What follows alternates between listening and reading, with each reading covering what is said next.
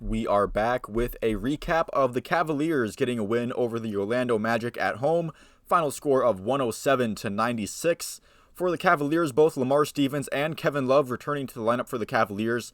Kevin Love with a pretty impressive 11 point, 11 rebound double-double in 23 minutes off the bench, so a very efficient outing from him last night against the Magic. Lamar Stevens only getting 15 minutes in the game. Didn't do a whole lot besides he did get 2 for 4 from 3-point, so if he can shoot like that, then that'll be fine. And again, like I've said before, the 3 spot doesn't really have to be an offensive dynamo in order to have this team up and running. First half of this game was very competitive. Banchero, I've heard both. I've seen, he looks like he's going to be very good for a very long time. He's definitely proving that he was worthy of a number 1 pick overall. And I think for the Magic, it's just a matter of if they can keep him around, which I don't see any reason why they can't, unless they just aren't going to be any good for any time soon. Dean Wade getting hit on the shoulder. He would leave the game. Apparently, he's been dealing with some shoulder pain for a while, and he got hit on it, and JB Bickerstaff saying that was enough and that they're going to sit him for the rest of the game. Hopefully this is a precautionary measure, but if he does have to miss a couple games, that would be unfortunate because, Dean Wade being in the lineup has definitely been a boost for the Cavs. We saw that earlier on in the season, especially on their 8-game win streak. He was definitely a bright spot on that lineup. So it's going to be unfortunate if the middle of the season here kind of gets him into a sort of start and stop kind of season, but we'll see what this injury situation leads to in the future. Donovan Mitchell and Evan Mobley, I thought, had noticeably really great games.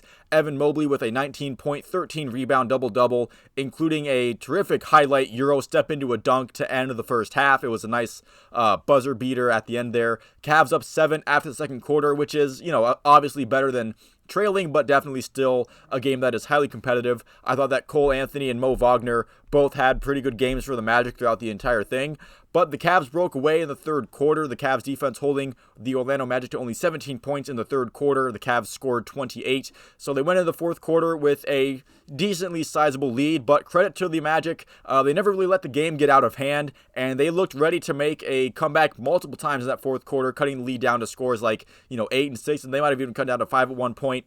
Definitely making a fan that, like me, who remembers all those fourth quarter troubles the Cavs might have had last year, and even some that they did have in the earlier stages of this season, and gets kind of nervous, but the Cavs were able to put up the necessary points when they needed to in order to keep the Magic mostly at bay. The Cavs improving their home record to 10-1, something that I saw after this game, that the away record for the Orlando Magic is now 1-10. That is a brutal record, and the Cavs obviously defending home court very well. Donovan Mitchell putting up more than 30 points again. He has just been everything that the Cavs have hoped for. He's played like a guy that you trade the farm for, which the Cavs kind of did, but it still feels like the Cavs are getting a bit of a steal no matter what they would have traded, because the Cavs needed some star power, some consistent, repeatedly great offensive firepower, and that's exactly what they've been getting from Donovan Mitchell ever since he stepped on the floor for the Cavs.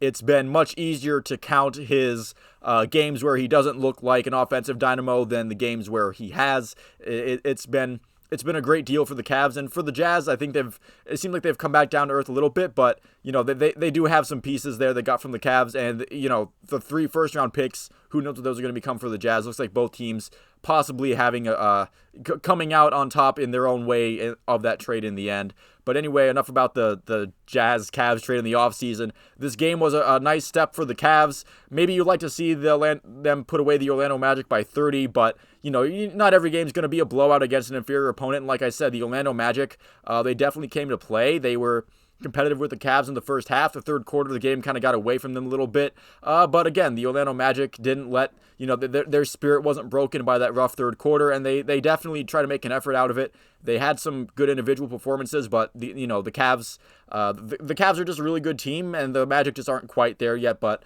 I do feel like there are some positives that the Magic can take from this game. But for the Cavs, a nice win at home. They seem to be games that are at home for the Cavs seem to just be an automatic W at this point.